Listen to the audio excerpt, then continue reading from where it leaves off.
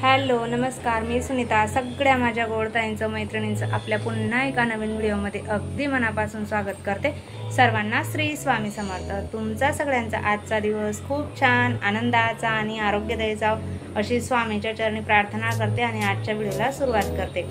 तर कालच्या व्हिडिओमध्ये सत्यनारायणाची पूजा वगैरे आणि वटपौर्णिमेची पूजा वगैरे दाखवलेली होती. तर हा व्हिडिओ जर त्याच्यात घेतला असता तर मग व्हिडिओ खूप मोठा झाला असता. तर मग आता संध्याकाळीच व्हिडिओला सुरुवात केलेली आहे. तर टायमिंग झालेला आहे 6:15 वाजलेले आहेत. पूर्णाचा स्वयंपाक वगैरे करायचा आणि पोथी वाचायची राहिलेली. तर आता सर्वात अगोदर प्रसाद वगैरे करून घेते आणि मग पोथी वाचून स्वयंपाकाला सुरुवात करेल. तर चला.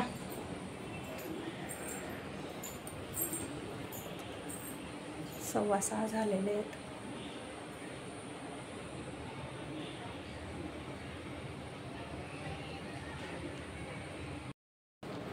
तर आता प्रसाद बनवते अगोदर नैवेद्यासाठी शिरा आणि मग पोथी वाचायला सुरुवात करेल.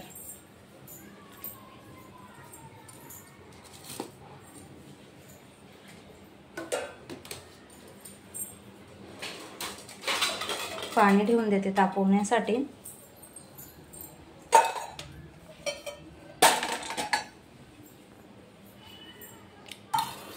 तर आता सर्वात अगोदर प्रसाद बनवून घेते, मग पूजेला बसणार. तर तूप घातलेला आहे कढईमध्ये आणि रवा घातलेला आहे. चांगला रवा आता व्यवस्थित असा परतवून घेते, मस्त खमंग वास येईपर्यंत.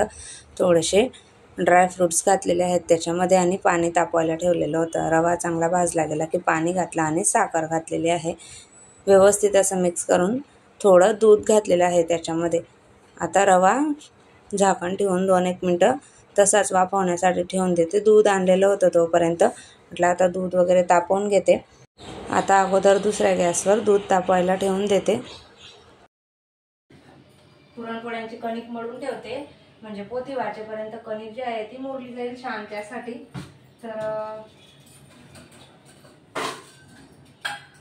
हळद घातली आहे आणि मीठ घातलेलं आहे थोडं.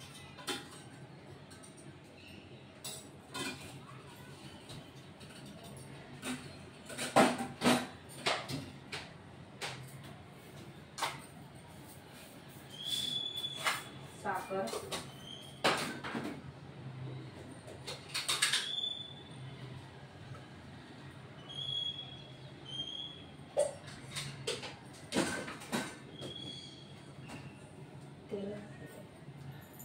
पुरणपोळ्यांची जी कणिक आहे ती अगोदरच मळून ठेवायला लागते, म्हणजे छान कणिक मुरली तर मग पुरणपोळ्या ज्या आहेत त्या छान होतात, मऊ आणि लुसलुशीत अशा. तर त्यासाठी मग आता म्हटलं दूध वगैरे जोपर्यंत तापत आहे तोपर्यंत आपली कणिक पण मळून होऊन जाईल पटकन आणि पोथी वाचेपर्यंत कणिक मुरली पण जाईल. तर त्यासाठी सर्वात अगोदर मग पीठ जे आहे ते मळून घेतलेलं आहे. इथे हळद, साखर आणि तेल घातलेलं होतं पुरणपोळ्यांच्या कणिकमध्ये. मैदा वगैरे मी घालत नाही, काही जण घालतात मैदा पण याच्यामध्ये. पुरणाची जी डाळ होती ती मी सकाळी शिजवून ठेवलेली होती, कारण संध्याकाळी पोथी वगैरे वाचायची होती आणि परत वटसावित्रीची पूजेला पण गेलेली होती. म्हटलं चला परत उशीर होऊन जाईल संध्याकाळी मला. तर त्यासाठी मग सकाळीच मी डाळ वगैरे जी होती ती शिजवून घेतली होती आणि पुरण तयार करून फ्रीजमध्ये ठेवून दिलेलं होतं, जेणेकरून संध्याकाळी जी आहे ती माझी थोडी घाई वगैरे होणार नाही आणि पूजेसाठी जो मग निवांत वेळ आहे तो भेटेल म्हणून सकाळीच मग मी मसाला पण रशीचा आणि पुरण जे होतं ते करून ठेवलेलं होतं मिक्सरमध्ये. तर प्रसाद वगैरे तयार झालेला होता, दूध वगैरे तापलेला आणि कणिक मळून झालेली होती. कणिक मुरण्यासाठी ठेवून दिलेली होती तेल आणि पाणी लावून झाकण ठेवून. तर थोडीशी जर पूर्वतयारी करून घेतली तर मग टायमिंगला आपली घाई गडबड होत नाही. तर असो, आता सगळी तयारी झालेली होती. आता निवांत अशी पोथी वगैरे वाचायला बसली. सत्यनारायणाच्या पोथीमध्ये 1 ते 5 अध्याय आपल्याला वाचायचे असतात, त्यामुळे थोडा तरी जास्त वेळ लागतोच ही पोथी वाचायला. तर पोथी वगैरे वाचून झालेली होती. धूप वगैरे लावून घेतलेला होता पोथी वाचायच्या अगोदर. तर पोथी वाचून झाल्यानंतर मग आरती करून घेतली आणि आरती झाल्यावर मग परत किचनमध्ये आलेली होती. आता पुढच्या स्वयंपाकाची तयारी करायची होती मला. अगोदर रशी जी आहे, म्हणजे कटाची आमटी म्हणतात काही ठिकाणी, बऱ्याच ठिकाणी वेगवेगळी नावं जी आहेत ती म्हटली जातात. तर कढईमध्ये सुरुवातीला अगोदर तेल घातलेलं आहे आणि आता त्यामध्ये जो मसाला मी कांदा खोबरं जे आहे ते भाजून घेतलेलं होतं आणि त्यामध्ये धना पावडर, लाल तिखट, आपला जो गरम मसाला खानदेशी काळा तो घातलेला आहे आणि मसाला भाजून घेतलेला होता आणि मग मिक्सरमध्ये बारीक वाटून घेतलेला होता सकाळीच। तर असं चांगला मसाला जो आहे तो तेलामध्ये परतवून घेतला। छान असं मसाल्याला तेल सुटेपर्यंत परतवून घ्यायचं आहे आणि हे पुरणाचं जे पाणी होतं ते काढून ठेवलेलं होतं। आता पुरणाचं पाणी याच्यामध्ये घातलेलं आहे। थोडी घट्ट वाटत होती मला मग रशी, कारण जे डाळीचं पाणी असतं ते घातल्यामुळे रशी थोडीशी आपली घट्ट होते। तर त्यासाठी थोडं पाणी घातलं होतं मम्मी वरून आणि चवीनुसार मीठ घातलेलं आहे। आणि आता रशी 5 ते 10 मिनटं चांगली शिजवून घ्यायची। तोपर्यंत दुसऱ्या गॅसवर मग भात लावून घेतलेला होता। भातामध्ये चवीनुसार मीठ घातलं आणि थोडंसं तूप घातलेलं आहे। तूप घातल्यामुळे भात कसा थोडा मोकळा होतो आणि मऊ पण होतो। आमच्या इथं वटपौर्णिमेच्या दिवशी पुरणपोळी, आमरस आणि रशी भात असं हे जेवण असतं। तर त्यासाठी सकाळी अगोदर थोडंसं पुरण वगैरे शिजवून घेतलेलं होतं मी, त्यामुळे संध्याकाळी इतकी काही घाई वगैरे झाली नाही, कारण पुरणाचा स्वयंपाक म्हटला म्हणजे त्याला थोडा तरी वेळ जातोच आणि त्यामध्ये आपली पूजा पाठ जर असलं तर मग अजून जास्त वेळ होतो। तर मग थोडीफार अगोदर जर म्हटलं जेव्हा वेळ मिळेल तसं तर सकाळी संपूर्ण देवघर जे होतं ते आवरून घ्यायचं होतं ना, तर त्यावेळेला मग मी देवांचं सगळं आवरत होती, स्वच्छ करत होती ना, तर त्याच वेळेला पुरणाची डाळ जी होती ती शिजवायला टाकून दिलेली होती। म्हटलं आपलं कामात काम जे आहे ते होऊन जाईल, जोपर्यंत देवघर वगैरे आवरून होत नाही तोपर्यंत मग इकडे पुरण वगैरे शिजून झालेलं होतं।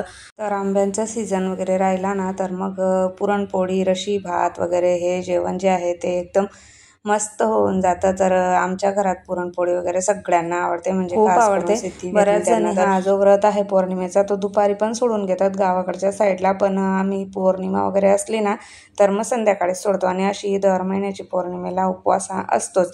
तर संध्याकाळच्याच टायमिंगला हा जो उपवास असतो तो सोडायचा असतो। तर सगळा स्वयंपाक जो होता तो इथं माझा तयार झालेला होता। आता पुरणपोळ्या लाटायच्या होत्या। एक छोटी पुरी लाटून घेतली आणि त्याच्यामध्ये पुरणाचा गोळा जो होता तो घातलेला होता आणि व्यवस्थित असं वरून कव्हर करून घेतलेलं होतं।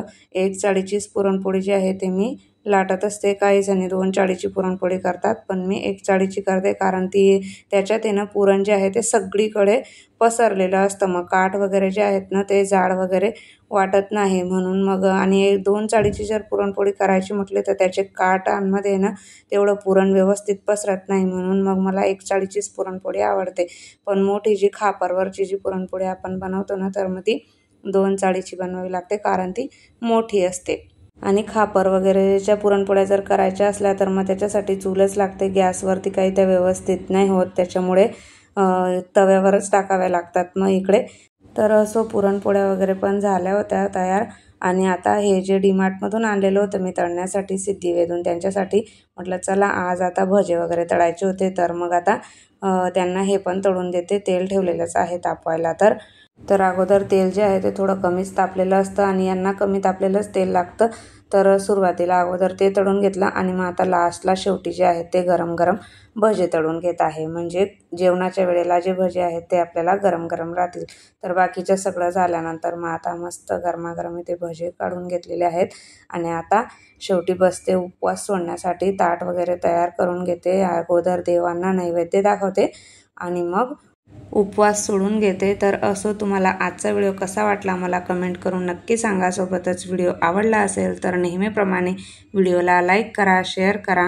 व्हिडिओ पहिल्यांदा बघत असाल तर प्लीज आपल्या चॅनलला सबस्क्राईब करा आणि आपले असेच रोज येणारे नवनवीन व्हिडिओ बघत राहा। भेटूया पुन्हा आपल्या अशाच एका नवीन व्हिडिओसह। तोपर्यंत सर्वांना बाय आणि सर्वांना श्री स्वामी समर्थ।